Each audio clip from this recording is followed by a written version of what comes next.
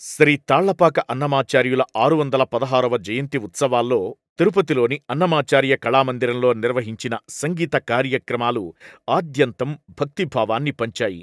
సాయంత్రం 6 గంటలకు విశాఖపట్నంకు చెందిన శ్రీచైతన్య, చిన్నారి శృతిక బృందం గోవిందాశ్రిత గోకుల బృంద, వినదగవారికి ఇహపరమిదిగో, అల వేంకటాద్రి మీద వరదైవం కీర్తనలను సుమధురంగా ఆలపించారు. అనంతరం రాత్రి 7 గంటలకు కేరళకు చెందిన శ్రీ జాగర్లమూడి మాధవీకృష్ణ బృందం విశ్వరూపమిదిగో విష్ణురూపమిదిగో, మంగాంబుది హనుమంత తదితర సంకీర్తనలతో పురప్రజలను విశేషంగా ఆకర్షించారు. శ్రీ తాళ్లపాక అన్నమాచార్యుల 616వ జయంతి ఉత్సవాల్లో భాగంగా సాయంత్రం శ్రీ తాళ్లపాక అన్నమాచార్యుల వంశానికి చెందిన 13వ తరం వారసులు ఆలపించిన కీర్తనలతో సాక్షాత్తు శ్రీవారు తరలివచ్చారు.